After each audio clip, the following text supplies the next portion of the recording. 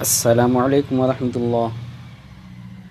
عزیز طلبہ و طالبات، آپ کا پھر سے اس چینل پر خیر مقدم ہے۔ ہم نے پچھلے سبق میں خواجہ الطاف حسین حالی کی نعت کے تعلق سے پڑھا تھا، تو اس میں ہم نے پڑھیے سوچیے بولی کے تحت سوالات کیے اور پڑھا اور مقصد کو جانا۔ اس کے بعد میں پھر ہم لوگوں نے ماخذ یعنی کہاں سے لی گئی وہ اس کو جانا، اور صنف کا تعارف ہم نے جانا، مسدس کی تعریف کو ہم نے جانا، شاعر کا تعارف کو ہم نے جانا۔ آج ہم ابتدائیہ پڑھیں گے۔ ابتدائیہ دیکھیں، یہاں پر ابتدائیہ میں کیا بتلایا کہ اللہ کے رسول حضرت محمد صلی اللہ علیہ وسلم نے دین کی دعوت دینے کے لیے طائف کا سفر فرمایا۔ آپ صلی اللہ علیہ وسلم نے امید کی کہ وہاں کے سردار آپ صلی اللہ علیہ وسلم کی بات کو سمجھیں گے اور دعوت اسلام کو قبول کر لیں گے، مگر ان سرداروں نے آپ صلی اللہ علیہ وسلم کی بات سننے سے انکار کر دیا اور شہر کے بدماشوں کو آپ صلی اللہ علیہ وسلم کے پیچھے لگا دیا کہ وہ آپ صلی اللہ علیہ وسلم کو شہر سے باہر نکال دے۔ وہ شریر لوگ آپ صلی اللہ علیہ وسلم پر پتھر مارتے ہوئے آوازیں کسنے لگے، یہاں تک کہ آپ لہولہان ہو گئے اور آپ صلی اللہ علیہ وسلم کے نالین مبارک خون سے بھر گئے۔ نالین یعنی پیارے نبی صلی اللہ علیہ وسلم کے جوتے، ٹھیک ہے، یہاں پر پیارے نبی صلی اللہ علیہ وسلم کے نبی ہے، آپ صلی اللہ علیہ وسلم کی تعظیم کرنا ہم پر لازم ہے، تو آپ صلی اللہ علیہ وسلم کی تعظیماً جوتوں کو یہاں پر نالین لفظ سے کہا گیا ہے، نالین مبارک سے بتایا گیا ہے۔ آپ صلی اللہ علیہ وسلم وہاں سے ایک باغ میں داخل ہوئے تو ان لوگوں سے کچھ اطمینان ہوا۔ آپ صلی اللہ علیہ وسلم غمزدہ ہو گئے تو اللہ تعالیٰ نے پہاڑوں کے فرشتوں کو بھیجا۔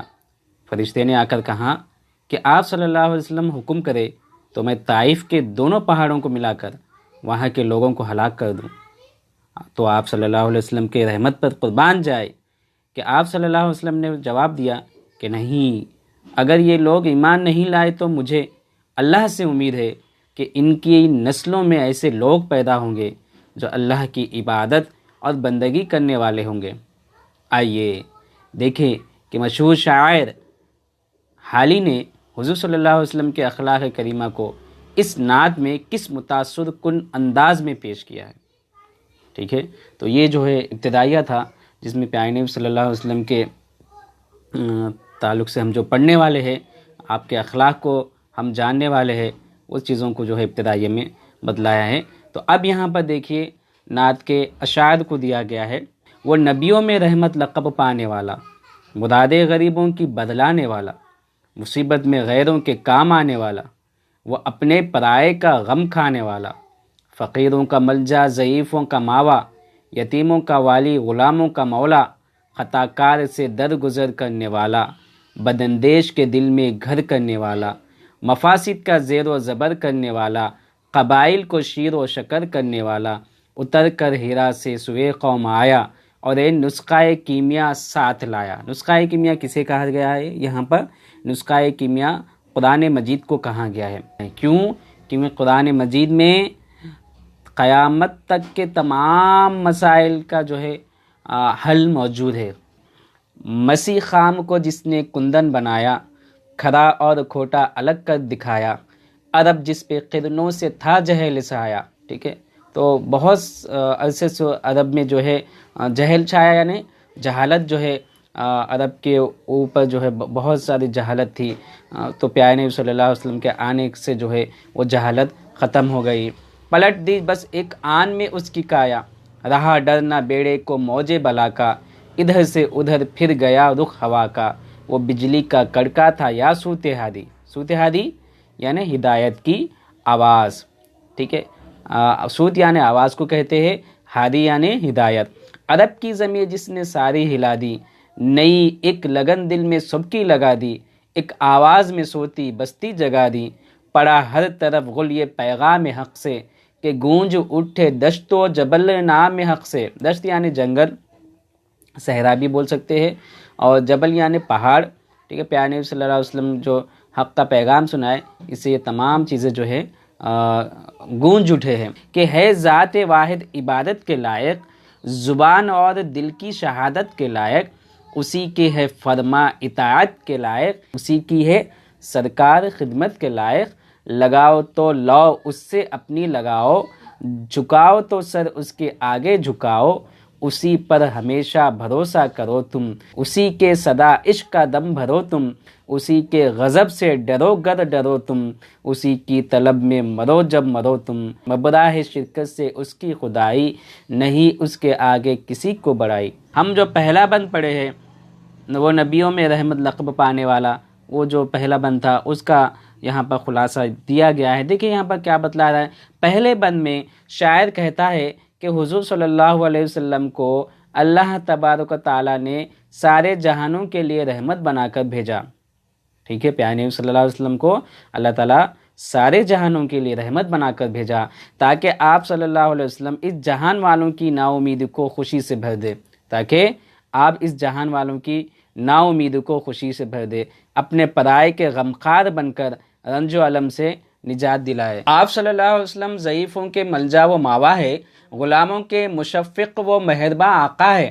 پیارے نبی صلی اللہ علیہ وسلم ضعیفوں کے لیے، غلاموں کے لیے رحم دل، بہت زیادہ رحم دل، ایسے رحم دل تھے کہ ہم جو ہے نا اس کا تصور بھی جو ہے ہم پیدا نہیں کر سکتے، ہم سوچ بھی نہیں کر سکتے کہ پیارے نبی صلی اللہ علیہ وسلم کس طرح سے جو ہے نا رحم دلی آپ کی لوگوں کے لیے تھی۔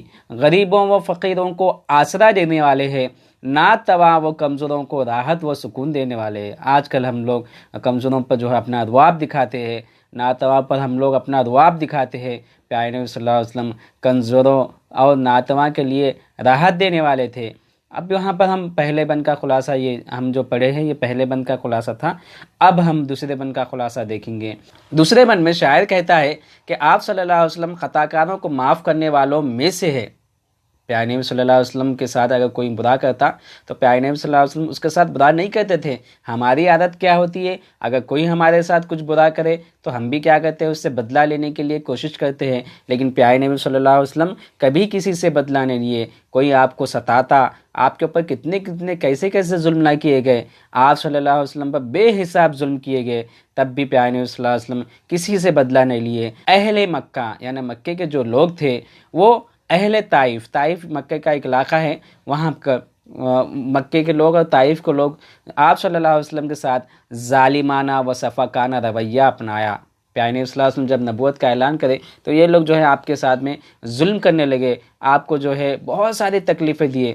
تو اس کے بعد اللہ تعالیٰ نے آپ کو مکہ چھوڑ کر مدینے کو جانے کے لیے کہا تو آپ چلے گئے، پھر اللہ کے حکم سے آپ جو ہے مکے پر فتح حاصل کرتے ہیں۔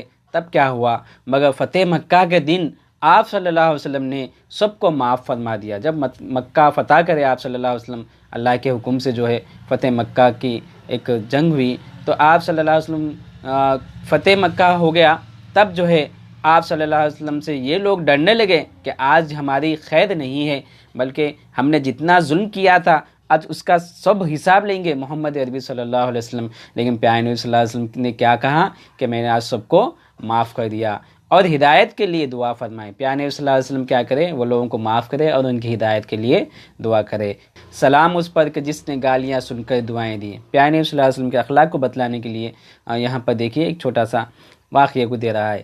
اسی طرح جو شخص آپ کی ذات مبارکہ کے تعلق سے کینہ کپٹ رکھتا تھا، آپ اپنے اخلاق حسنہ کے ذریعے اس کے دل میں جگہ بنا لیتے تھے۔ پیارے نبی صلی اللہ علیہ وسلم کے تعلق سے بہت سارے لوگ جو ہے نا اپنے دلوں میں بہت ساری نفرتیں رکھتے تھے، لیکن پیارے نبی صلی اللہ علیہ وسلم کے اخلاق ایسے تھے جس کی وجہ سے وہ نفرتیں جو ہے پیارے نبی صلی اللہ علیہ وسلم کے اخلاق کو دیکھ کر وہ نفرتیں جو ہے محبتوں میں تبدیل ہو جاتی تھیں۔ جیسا کہ آپ صلی اللہ علیہ وسلم کے راستے میں ایک عورت کچرا ڈالتی تھی، پیارے نبی صلی اللہ علیہ وسلم جب راستے سے جاتے تھے تو ایک عورت جو ہے آپ کے راستے میں کچرا ڈالتی تھی، ایک دن وہ بیمار ہو گئی تو آپ صلی اللہ علیہ وسلم اس کی عیادت کے لیے اس کے گھر تشریف لے گئے، آپ اس کی مزاج پرسی کرنے کے لیے اس کے گھر کو گئے، وہ عورت کے گھر کو، کون سی عورت کے گھر کو؟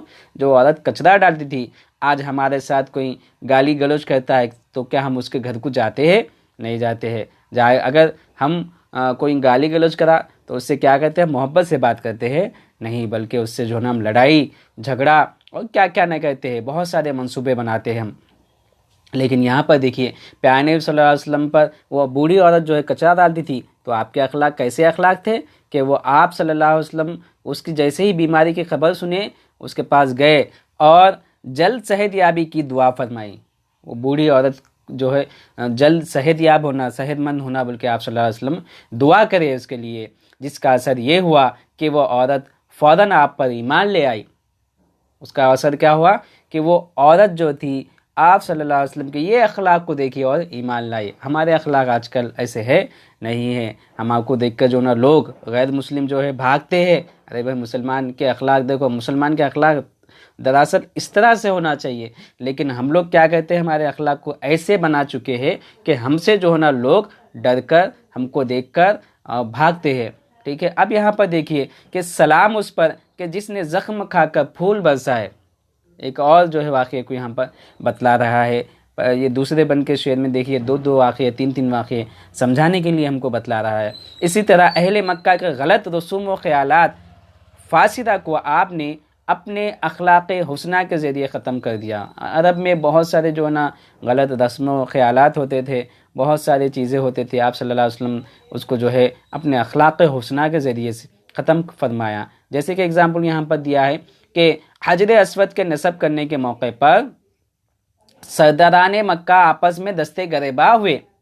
حجر اسود کا یہ وہ سیرت النبی جب انشاءاللہ میں آپ کو پڑھاؤں گا تب جو ہے اس کے تعلق سے بہت ساری باتیں ہم کو پڑھنے میں ملیں گی. تو یہاں پر دیکھیے جب حجر اسود کا مسئلہ آیا، حجر اسود مکے میں جو ایک پتھر ہے، حجر اسود جنت کا پتھر ہے جس کو ہم لوگ جو نا جا کر اس کا بوسہ لیتے ہیں، اس کو چومتے ہیں. تو وہ مکے میں ایک بار باڑھ آ گئی تھی، تب جو ہے نا وہ حجر اسود پتھر گر گیا تھا، دیواریں گر گئی تھی مکے کی. تب حجر اسود کا جو ہے لگانے کا موقع آیا تو آپس میں جو ہے نا جتنے بھی سردار تھے تمام کے تمام دستے گریباں یعنی لڑنے جھگڑنے کے قریب آ گئے تھے. اور مکے کی لڑائی جھگڑے کیسے ہوتے تھے، نسلوں در نسلیں جو ہے لڑائی چلتی تھی. تو ایسی لڑائیاں ہوتے تھے وہاں پر. تو مگر آپ صلی اللہ علیہ وسلم نے اپنی حکمت عملی کے ذریعے سب کو شیر و شکر کر دیا. غار ہیرا سے اس امت کے لیے آپ صلی اللہ علیہ وسلم نسخہ کیمیا، دیکھیں یہاں پر بتلا رہا نسخہ کیمیا کس کو بولتے ہیں، یعنی قرآن مجید ہدایت کے لیے لے آئے. پیارے صلی اللہ علیہ وسلم کیا کرے، نسخہ کیمیا یعنی قرآن مجید کو ہدایت کے لیے لے آئے تاکہ امت محمدیہ صلی اللہ علیہ وسلم صراط مستقیم پر چل سکے، سیدھے راستے پر چل سکے. دوسرے بن کی یہ تشریح تھی. اب اس کے بعد دیکھیے تیسرے بن کی تشریح سمجھا رہا ہے یہاں پر کہ تیسرے بن کی تشریح میں شاعر کہتا ہے کہ آپ صلی اللہ علیہ وسلم کی ذات مبارکہ ایسی تھی کہ جس چیز کو ہاتھ لگا دیتے وہ سونے سے بھی زیادہ قیمتی بن جاتی. آپ صلی اللہ علیہ وسلم نے لوگوں کو اچھے اور برے کی تمیز سکھائی. پیارے صلی اللہ علیہ وسلم کے اخلاق کے تعلق سے تو بے حساب جو ہے واقعات آپ کو ملیں گے. کچھ نہیں جانتے تھے عرب کے لوگ، ٹھیک ہے. تمام باتوں کو آپ صلی اللہ علیہ وسلم اچھے اور برے میں تمیز سکھائے. اہل عرب جو برسوں اپنی جہالت کی وجہ سے اپنے آپ کو رسوا کر رہے تھے، ان کو طریقۂ حیات سکھایا. جہالت کی وجہ سے وہ لوگ جو زندگی گزار رہے تھے، پیارے صلی اللہ علیہ وسلم ان کو جو ہے نا زندگی گزارنے کا طریقہ سکھائے. ان میں جو خوف و خطر وہ ہم بدگمانی پائی جاتی تھی، اس کو صفحہ ہستی سے ختم کر دیا. بدگمانی، وہم اور جو نا ڈر، بہت ساری چیزیں وہ لوگوں میں پائی جاتی تھی. پیارے صلی اللہ علیہ وسلم وہ تمام چیزوں کو ان سے جو ہے نا ختم کر دیے. اب کسی کے اندر کسی قسم کا ڈر باقی نہ رہا. چوتھے بند میں شاعر کہتا ہے کہ آپ صلی اللہ علیہ وسلم کی آمد سے، پیارے صلی اللہ علیہ وسلم جب نبوت کا اعلان کرے تب جو ہے آپ کی وہ جو آمد تھی اس سے جو ہے خطہ عرب میں ہلچل مچ گئی. پورے عرب کی زمین میں جو ہے نا ایک ہلچل سی مچ گئی. آپ صلی اللہ علیہ وسلم نے اللہ تعالیٰ کی وحدانیت کے پیغام کو شمال، جنوب، مشرق اور مغرب میں عام کر کے انقلاب برپا کر دیا. ٹھیک ہے، پیارے صلی اللہ علیہ وسلم کی آمد سے خطہ عرب میں کیا ہو گئی، ہلچل مچ گئی. پیارے صلی اللہ علیہ وسلم ایک نیا دین اور نئی اسلام لے کر آئے، بلکہ وہ بت پرست تھے عرب کے لوگ پہلے. تو اس میں جو ہے نا وہ لوگ سرداروں کو اپنی سرداری خطرے میں نظر آنے لگی اور پورے عرب میں جو ہے نا ہلچل مچ گئی. آپ صلی اللہ علیہ وسلم کیا کرے، اللہ کی وحدانیت کو جو ہے نا بتلائے. اللہ ایک ہے، اللہ کا کوئی شریک نہیں. یہ باتوں کو جو ہے آپ صلی اللہ علیہ وسلم بتائیں. انشاءاللہ ہم جو ہے سیرت النبی میں یہ تمام باتیں جاننے کی کوشش کریں گے. پانچویں بند میں شاعر کہتا ہے کہ اللہ ہی کی ذات پر ہمیشہ بھروسہ کرو. ٹھیک ہے، ہم لوگ جو نا لوگوں پر بھروسہ کریں تو کیا ہوتا، لوگ جو ہے نا ہمیشہ ہم کو کسی نہ کسی طریقے سے دھوکہ دینے کی کوشش کرتے ہیں، اور لیکن جب بندہ اللہ پر بھروسہ کرتا ہے تو اللہ تعالیٰ بندے جو سوچتا ہے بندہ اس سے زیادہ جو ہے نا اللہ تعالیٰ اس کے ساتھ میں رہتا ہے اور اس کو عطا کرتا ہے۔ اس سے امیدیں وابستہ رکھو، اللہ سے امیدیں وابستہ رکھو، اللہ کی عظمت جانو، اللہ کی بڑائی کو جانو، اور اس کے غضب سے بچو، اللہ اور اس کے رسول کی محبت و اطاعت میں زندگی گزارو، اللہ تعالیٰ کی محبت میں اور رسول صلی اللہ علیہ وسلم کی محبت میں اپنی زندگی کو ہمیشہ گزارو۔ اللہ تعالیٰ کی خدائی ہر قسم کی شرکت سے پاک ہے۔ اللہ تعالیٰ کی خدائی کیا ہے؟ ہر قسم کی شرکت سے پاک۔ شرک کیا ہے؟ اللہ کے علاوہ کسی اور کو جو ہے نا خدا ماننا، وہ شرک کہلاتا ہے۔ اس کے آگے کسی کو بڑائی حاصل نہیں، اللہ تعالیٰ سے بڑا کوئی نہیں ہے، اللہ تعالیٰ کو ہی جو ہے نا بڑائی حاصل ہے۔ اللہ تعالیٰ نے آپ صلی اللہ علیہ وسلم کی ذات مبارکہ کو تمام مخلوقات میں افضل و اعلیٰ و بابرکت بنایا ہے۔ مخلوق میں جتنی بھی اشرف المخلوقات ہیں نا، ان سب میں پیارے نبی صلی اللہ علیہ وسلم کی ذات، پیارے نبی صلی اللہ علیہ وسلم کو سب میں جو نا بڑا افضل اور بابرکت بنایا ہے۔ ان کی عظمت کو جانو، نبی کریم صلی اللہ علیہ وسلم کے بڑائی کو جانو۔ چھٹے بند میں شاعر کہتا ہے کہ آپ صلی اللہ علیہ وسلم نے پیغام سنایا کہ اللہ کی ذات ایک ہے، قل هو اللہ احد، یعنی اللہ ایک ہے، ٹھیک ہے۔ تو وہ جو ہے نا پیارے نبی صلی اللہ علیہ وسلم بولے کہ اللہ کی ذات ایک ہے، پاک و بے عیب ہے، ہم نے کوئی نہ کوئی عیب ہے ہمارے پاس، کوئی نہ کوئی عیب ہے ہمارے پاس، لیکن اللہ تعالیٰ جو ہے نا بے عیب ہے، وہی عبادت کے لائق ہے، اور اس کی ہی جو ہے عبادت کی جانی چاہیے، اور وہی جو ہے نا عبادت کے لائق ہے۔ تمام لوگ زبان و دل سے اللہ کی وحدانیت کی گواہی دو، زبان سے کہنا اللہ ایک ہے، یعنی اللہ تعالیٰ کو جو ہے نا ایک ماننا، اور دل سے جو ہے نا یہ بات کو تسلیم کرنا، تصدیق کرنا، زبان و دل دونوں بھی ایک ہی بولنا، اشہد ان لا الہ الا اللہ و اشہد ان محمدا عبدہ و رسولہ، یہ زبان سے اقرار کرنا اور یہ دل سے جو ہے نا یہ بات کو ماننا، یہ گواہی کہلاتا ہے، اور اس کی ہی عبادت کرو، ٹھیک ہے، اللہ تعالیٰ کی ہی عبادت کرنا چاہیے۔ اللہ کی ذات سے اپنے آپ کو وابستہ کر لو اور اس کے سامنے ہی اپنے سر کو جھکاؤ۔ ہم اگر اللہ کے سامنے اپنا سر جھکاتے ہیں تو اللہ تعالیٰ ہم کو کسی کے سامنے بھی سر جھکانے نہیں دیتا۔